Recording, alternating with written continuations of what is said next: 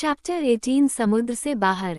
उस सुबह सूर्योदय के 3 घंटे बाद और नाश्ते के आधे घंटे बाद फेट और मिस्टर कियनी के बीच मतभेद हो गया। द्वीप के पूर्वी हिस्से में केले पके हुए थे और उसने मन ही मन तय कर लिया था कि वह जाकर केले ले आएगा, सबसे तेज रास्ता अपनाएगा, यानी लेगून के किनारे से नहीं बल्कि सीधे पहाड़ी की चोटी से। लेकिन वह आलसी था और इस काम को ज्यादा सुविधाजनक समय पर टालना चाहता था। वह डिक को नाव में घुमाने के लिए कहता, लेकिन डिक को चट्टान के पार अपने कामों के लिए नाव चाहिए थी। एक पेड़ की टहनी से पीठ टिकाकर बैठे हुए वह दूर मूंगे पर लड़के की आकृति देख सकता था। नीलम और नीला लेगून, चट्टान जिस पर चलती हुई आकृति थी और उसके पार बैंगनी समुद्र का स्पर्श, ये सब मिलकर एक ऐसी तस्वीर बना रहे थे जो उस परिपूर्ण और लगभग हवा रहित सुबह में जितनी प्यारी थी उतनी ही सुखदायक भी थी। लेकिन किरनी उस दृश्य की सुंदरता के बारे में नहीं सोच रहा था। केले उसे परेशान कर रहे थे, वो हिलना नहीं चाहता था और वे उसे अपने पैरों पर खड़े होकर द्वीप पार करने, उन्हें काटने और उन्हें लाने के लिए बुला रहे थे।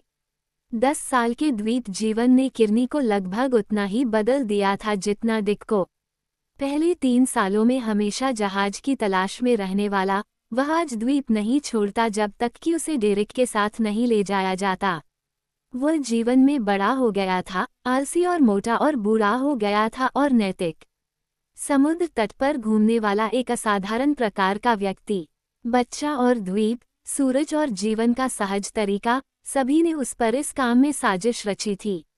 अब उसे बार रूम की कोई लालसा नहीं थी। सालों तक तंबाकू के बिना उसने जंगलों में खूब सारी च्यूइंग गम चबाना शुरू कर दिया था और उसने अपने और बच्चे के लिए कई मासूम और कम मेहनत वाले मनोरंजन की योजना बनाई थी। दूसरों के बीच जहाज निर्माण। द्वीप पर उतरने के बाद किरनी का सबसे पहला काम डिक के लिए लकड़ी के एक टुकड़े से एक छोटी नाव बनाना था। वह चाकू से कुछ भी कर सकता था और एक दिन, लगभग 6 साल पहले, जब समय भारी पड़ रहा था, उसे खोए हुए रानाटोंगा का एक मॉडल बनाने का विचार आया। इसे पूरा करने में उसे लगभग 8 महीने लगे, लेकिन जब ये पूरा हुआ तो यह एक खूबसूरत नज़ारा था जिसमें लेस्ट्रेंज की एक पुरानी शर्ट से रेशम के पाल बनाए गए थे और एक चाय की पेटी के शीशे के आवरण से शीशे की कील बनाई गई थी जिसे उसने पिघलाने में कामयाबी हासिल की थी।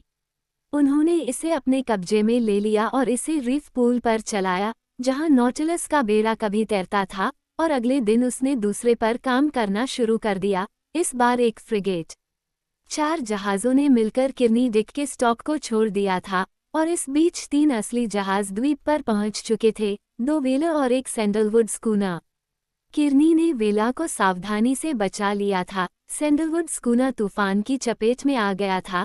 रीफ पर खुद को टुकड़े टुकड़े कर दिया, उस पर सवार हर व्यक्ति को डुबो दिया और कोरल को व्यापारिक सामान, एक गांव को कपड़े पहनाने के लिए पर्याप्त कपड़े के बोल्ट, मोतियों के बक्से, सस्ते आईने, सुस्त बार्लो, चाकू, तंबाकू को छोड़कर सब कुछ से अटा पड़ा था। लेगून, रीफ और डिक की चलती हुई आकृति पर कुछ देर तक विचार करने के बाद किरनी ने अचानक अपना स्थान बदला। उठकर, खुद को तानकर, घर में शेल्फ से एक केस चाकू निकाला, पेड़ों की ओर मुड़ गया। केले ने जीत हासिल कर ली थी। जंगल से गुजरते हुए वह ऊपर की ओर बढ़ता रहा जब तक कि वह शिखर पर नहीं पहुंच गया, जहां वह आराम करने के लिए एक पल के लिए रुक गया। एक आकृति रॉबिन्सन क्रूसो से अलग नहीं थी, जो अपने हाथ को महान शिखर चट्टान पर रखे हुए था और दूर दूर तक समुद्र को देख रहा था। फिर उसने अपनी आंखें बंद कर लीं। दूर शांत समुद्र में एक डोंगी बह रही थी। 2 मील दूर ये दक्षिण की ओर और शायद आधा मील पूर्व की ओर रही होगी। जमीन की हवा पूरी तरह से बंद हो गई थी और छोटी पाल बिना हिले डुले लटकी हुई थी। वो उस दूरी पर यह नहीं बता सकता था कि उसमें कोई सवार था या नहीं। ब्राउन, पानी पर एक मुरझाए हुए पत्ते की तरह, उस धारा के साथ बह रहा था जो उसे द्वीप से आगे ले जाएगी, ठीक वैसे ही जैसे उसने लेस्ट्रेंज के खोए हुए बच्चों के साथ नाव को बहा दिया था। किरनी ने पूरे 1 मिनट तक देखा, फिर मुड़कर वह नीचे की ओर दौड़ता हुआ आया और पेड़ों के बीच से वापस लेगून के किनारे पर आ गया। डिक अभी भी नजर आ रहा था। किरनी ने उसे हाथ हिलाते हुए पुकारा और लड़का समझ गया कि उसे बुलाया जा रहा है। उसने अपना काम छोड़ दिया, नाव की ओर भागा और उसे खोलकर धक्का देकर पार कर गया। डिक देखने लायक था। जब वह नाव में खड़ा हुआ, उसके हाथ में नाव का हुक था। लगभग 13 साल का, फिर भी 14 या उससे ज्यादा उम्र के लड़के जितना लंबा और बड़ा, बिना पत्तों के एक लहंगे के, एक चील की तरह सीधी निगाह और एक ऐसा चेहरा जहां निर्णय और साहस का मिलन होता है, उसे देखकर कोई दार्शनिक कह सकता था, ये दुनिया के सबसे बेहतरीन इंसान का निर्माण है। यह एक संपूर्ण इंसान है, न तो जंगली और न ही सभ्य, एक तेंदुए की तरह तेज, एक पेड़ की तरह सुंदर, फिर भी दिमाग, निर्णय और चरित्र से संपन्न। किरनी को केवल लाल बालों वाला वह लड़का दिखाई दिया जिसे उसने बड़ा होते हुए देखा था, और जो तब से उसके रास्ते में एक समस्या बना हुआ था जब से वह नाव चलाने लायक बड़ा हुआ था। चट्टान के उस पार एक नाव है, किरनी ने नाव में कदम रखते हुए चिल्लाया। अब तुम पीछे जाओ और मुझे स्कल्स दो, मैं उसे लाने की कोशिश करने जा रहा हूँ। नाव तुमने कहाँ कहा? लड़के ने पूछा। चट्टान के उस पार, दूसरे ने धक्का देते हुए कहा। पतवार को जहाज पर चढ़ाओ और हमें किनारे के पास ही रहने दो। मेरे पास बात करने का समय नहीं है। डिक ने पतवार को आगे बढ़ाया और पतवार को चलाया जबकि दूसरे ने अपनी पूरी ताकत झोंक दी। वे छोटे से केप से गुजरे, लगभग पेड़ों को छूते हुए, और फिर पूर्व की ओर फैली हुई लैगून की लंबी भुजा से नीचे उतरे। बाढ़ से ठीक पहले ये धीमी ज्वार थी और पानी टूटने पर शांत था। वे कांच की तरह उफान को झेलते हुए आगे बढ़े, और वहां, अब उत्तर की ओर 1/4 मील दूर, डोंगी थी, पाल अभी भी बिना हिले डुले लटकी हुई थी।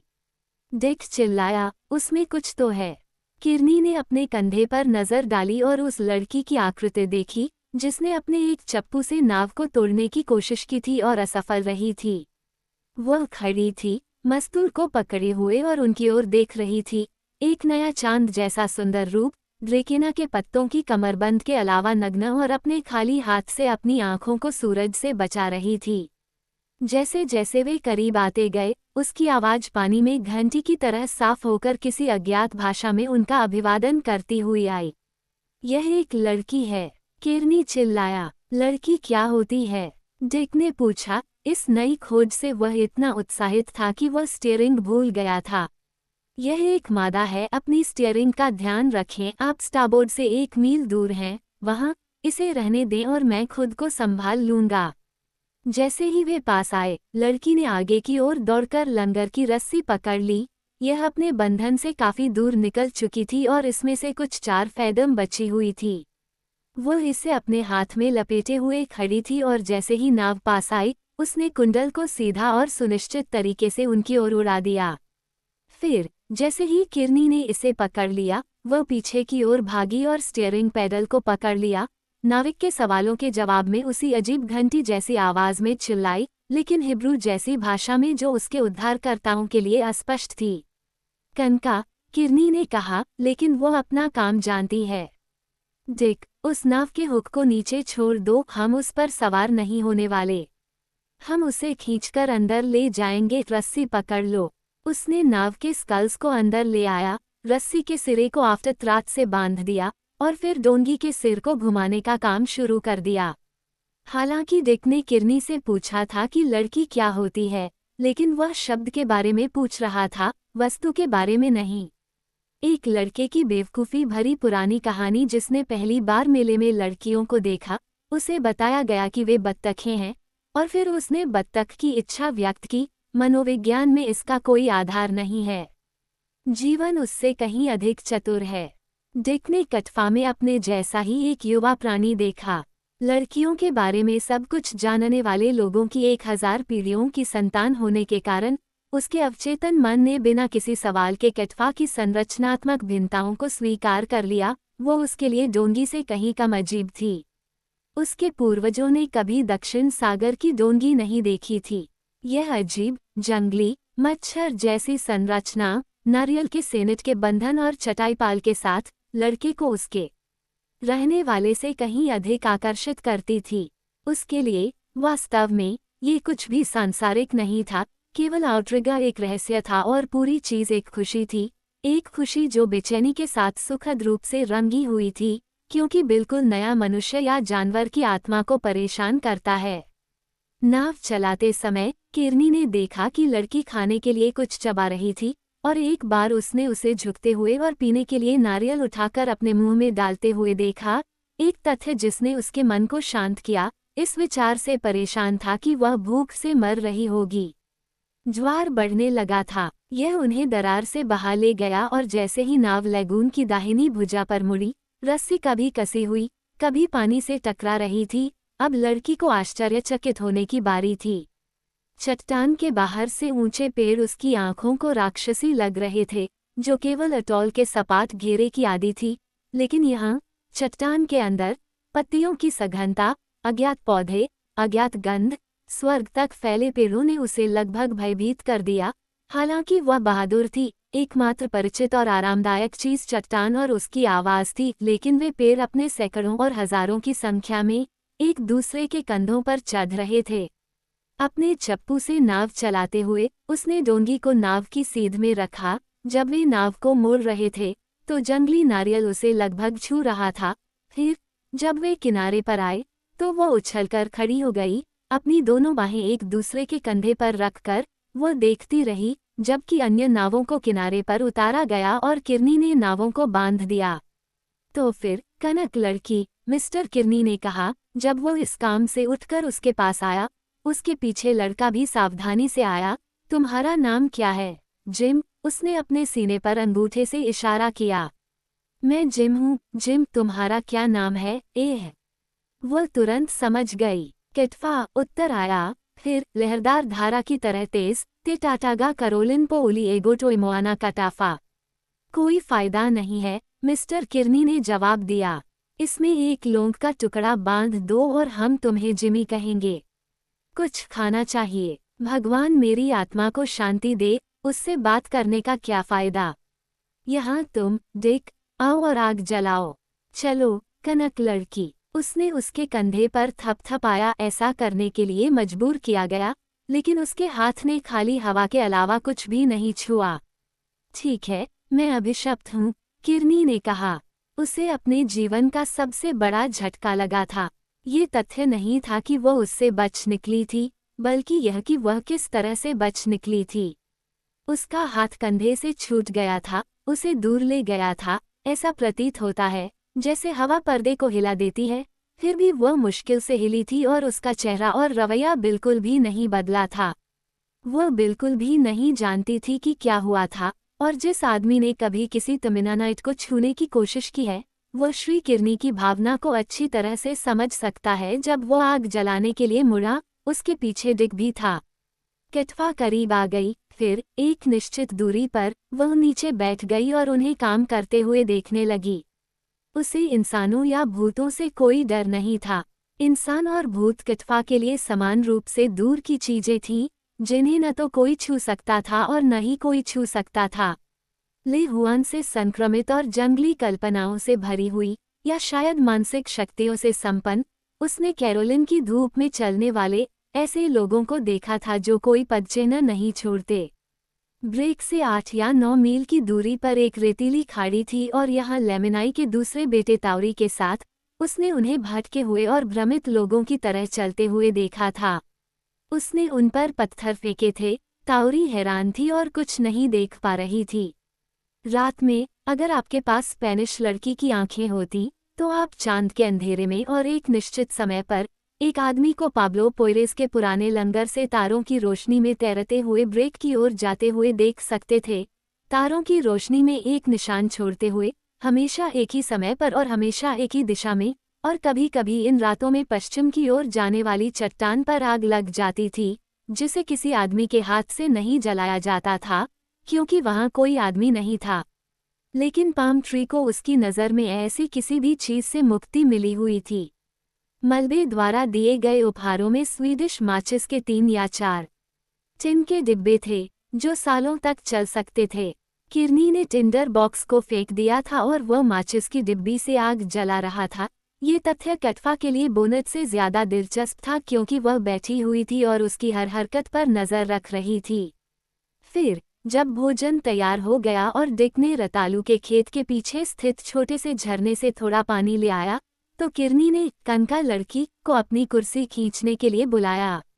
वो कुछ गज की दूरी पर आई, लेकिन आगे नहीं आई, अपनी एड़ियों पर बैठी हुई थी, इस तरह से कि उसे एक पल में ही भागने की आज़ादी मिल गई। किरनी ने उसके लिए प्लेट में कुछ खाना रखा, फिर उसने नारियल का कटोरा दिया जिसमें थोड़ा पानी था। फिर उसने अपना खाना शुरू किया। वह परेशान लग रहा था।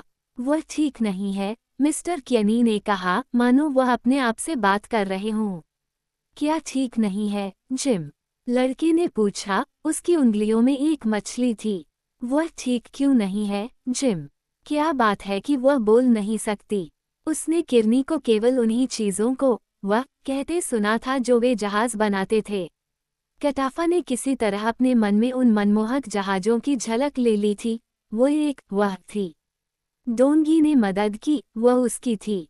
अब जब डोंगी आधी नज़र से ओझल हो गई थी, किनारे से छिपी हुई थी और कटाफा उसके पास बैठी थी, तो उसने उसे मोहित कर लिया। समुद्र, नाव, छोटे जहाज, पानी से जुड़ी हर चीज़ के प्रति उसका जोशीला प्यार, इन सभी ने उस अजीब नए प्राणी को रंग दिया जो उस चीज़ में समुद्र से बाहर आया था। ये लगभग ऐसा था जैसे उस पर एक कील लगी हो। वह दोस्त बनाना पसंद करता, लेकिन वह अभी भी बहुत शर्मीला था और वह बात नहीं कर सकती थी ताकि वह समझ सके। उसने मछली में अपने दांत गड़ा दिए। भगवान, मुझे नहीं पता, किरनी ने कहा, उसका हालिया अनुभव उसके दिमाग में गर्म था, फिर भी वह उसे बोलकर समझा नहीं पाया। वह दूसरे लोगों की तरह नहीं है। वहाँ, सवाल मत पूछो, लेकिन अपना खाना खाओ। शायद ये सिर्फ इसलिए है कि वह कनक है। कनक क्या है, जिम? तुम अपना खाना खाओ और कोई सवाल मत पूछो। मिलनसार भोजन आगे बढ़ा। काटाफा ने अच्छी भूख के साथ खाना खाया, लेकिन उसकी नज़र हमेशा किरनी पर थी। किरनी ने उसे कंधे पर थपथपाने की कोशिश करके अपने लिए बहुत सी मुसीबतों की नींव रख दी थी। उसने अपने खिलाफ कुछ ऐसा उठाया था जो ले हुआन ने लड़की के अवचेतन मन में पैदा किया था। कैरोलिन में किसी भी पुरुष, महिला या बच्चे ने कभी उसे छूने की कोशिश नहीं की थी। वो उनके लिए वर्जित थी, जैसे वे उसके लिए। बचने की कला, जो उसके लिए चलने की कला की तरह ही स्वाभाविक और अचेतन थी, हमेशा आकस्मिक स्पर्श के खिलाफ प्रयोग की जाती थी। किरनी ने वह किया जो किसी और ने कभी नहीं किया था, उसे छूने की कोशिश की। लेकिन अगर आप सोचते हैं कि उसने अपने मन में ये सब सोचा होगा, तो आप सच से कोसों दूर होंगे। ले हुआन की शिक्षा का जो भी साधन रहा हो, गर्म लोहा उनमें से एक था। उसने वयस्क लड़की के चेतन मन पर कोई निशान नहीं छोड़ा। अन्यथा उसका जीवन उतना ही असंभव होता जितना कि एक ऐसे व्यक्ति का जीवन जिसे अपने हर कदम, शरीर की हर हरकत और हर सांस पर सोचना पड़ता है। ले हुआन ने निषेध को पालन करने के लिए निर्देश नहीं, बल्कि अस्तित्व का नियम बना दिया था, जो लड़की के मन के अंधेरे कक्षों में एक प्राणी की तरह रहता था, एक प्रहरी जो किरनी पर अपने दांत दिखाता था। कटफा ने किरनी के दोस्ताना प्रहार को उसी तरह से टाल दिया था जैसे कैरोलिन के मामले में वह अक्सर मछली पकड़ने के जाल को खींचते समय हाथों के स्पर्श से बच जाती थी, तुरंत और लगभग अनजाने में, लेकिन अंतर बहुत बड़ा था। किरनी ने अपने इस कृत्य से खुद को प्राणियों के एक नए समूह में शामिल कर लिया था। उसके कपड़ों ने मदद की। उसने पहले कभी किसी को पतलून और शर्ट में नहीं देखा था। निश्चित रूप से इस अजीब दाढ़ी वाले आदमी पर नज़र रखने की ज़रूरत थी। डिक अलग था। अपने लाल सिर, सीधी नाक और अजीब रंग की आंखों के बावजूद वह कैरोलिन का लड़का हो सकता था। उसने अपना खाना खत्म कर लिया। किरनी ने उसे एक प्लेट दी थी, जो स्टैनिस्ट्रीट द्वारा उनके लिए छोड़ी गई कुछ अखंड प्लेटों में से एक थी। इस पर फूल चित्रित थे और यह चीज़ उसे बहुत आकर्षित कर रही थी।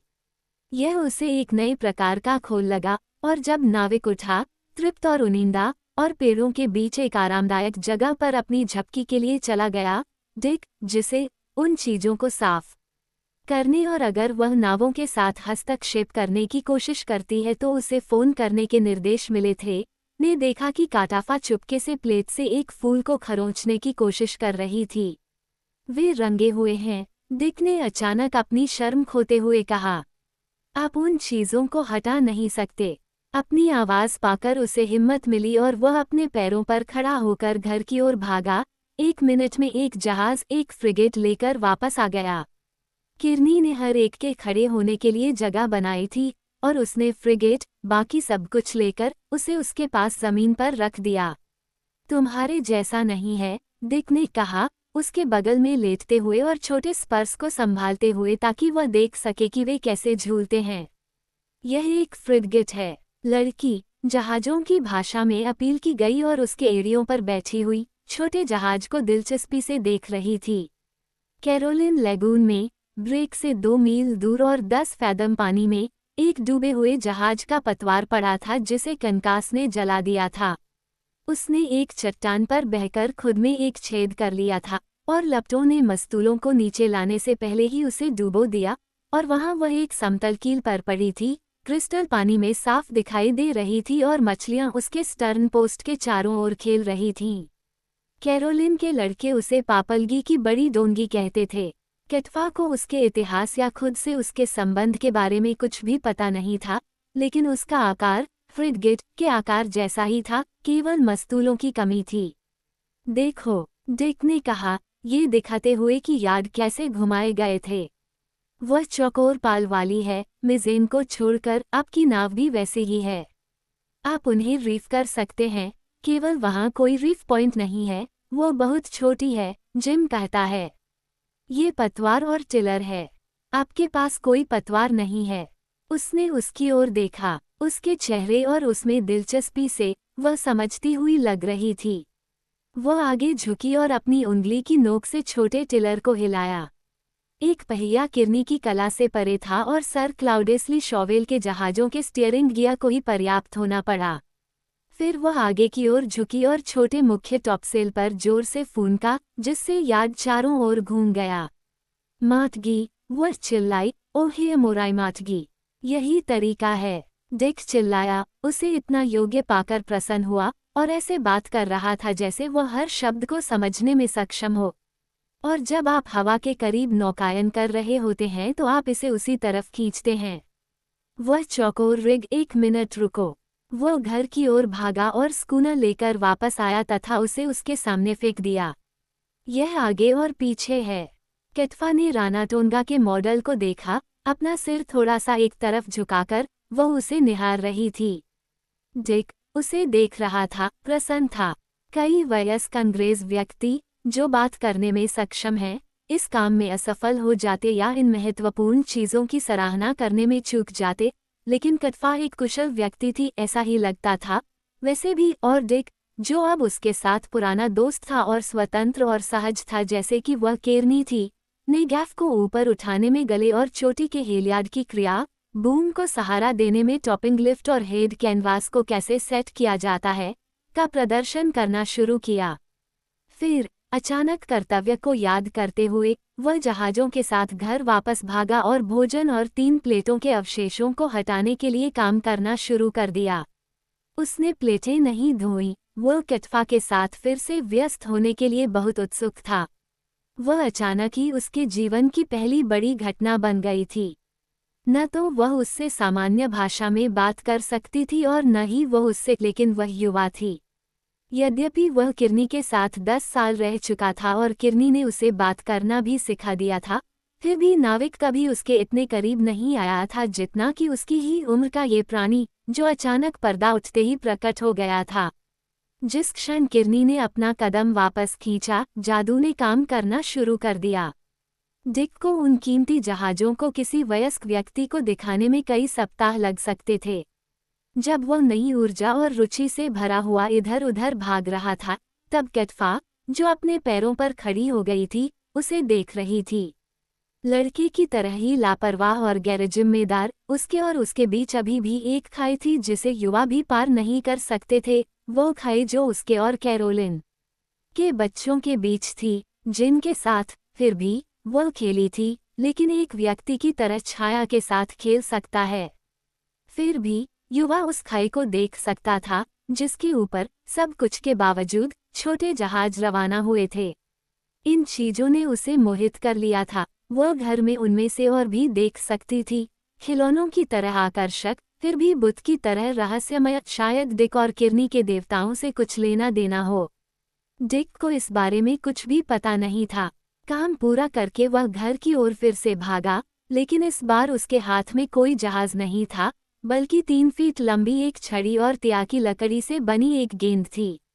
केर्नी ने उनके लिए एक खेल का आविष्कार किया था, जो बेसबॉल और क्रिकेट का मिश्रण था। ग्रोव के किनारे पर एक कटहल के पेड़ का तना विकेट के लिए काम आता था, और रन इस तने से आटू के तने तक और वापस आता था। केर्नी, चूंकि वह आलसी हो गया था, इसलिए उसने इस खेल से दूरी बना ली थी और कहा था कि यह बहुत अधिक परेशानी वाला था।